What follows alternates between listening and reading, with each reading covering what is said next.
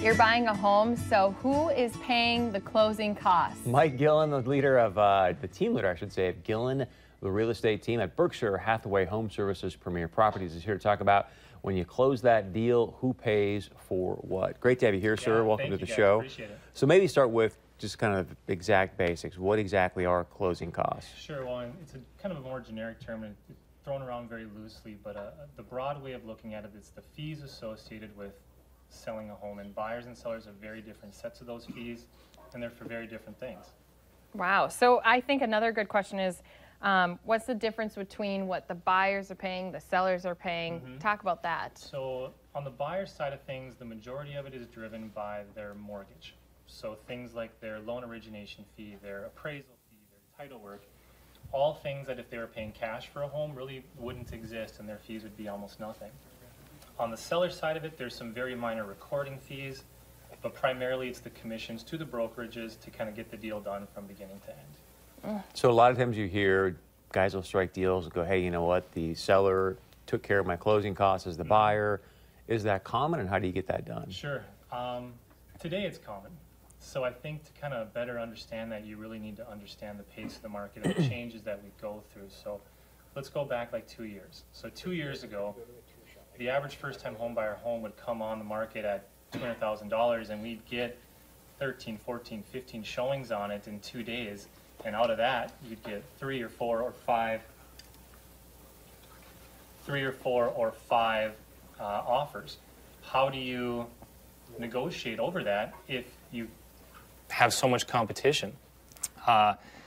Fast forwarding to today, we now have a very much more normalized market. We've got time for buyers to look. We've got inventory. It's not quite as competitive that way.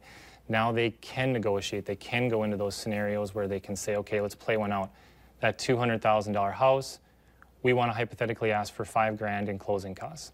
So we're going to offer you 200. Here's 200 grand, but we're going to ask for $5,000 in our closing costs. Effectively, and we can all do simple math, that's a $195,000 offer. That's what the seller cares about. That's what they see. The purchase price doesn't matter. It's the net offer to them. So what do we do if it is competitive? We do need those closing costs, and a lot of first-time home buyers do. They don't quite have the cash on hand to get from here to here and not be dead broke when they're done moving into the house. So one scenario, and it doesn't work every time, but one scenario is to say, let's, instead of offering 200, let's offer 205.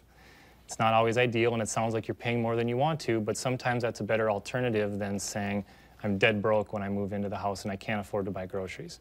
So we might offer 205, then ask for the $5,000 in seller paid closing costs, ending at 200, which might be what it takes to get the deal done if you are in a super competitive market.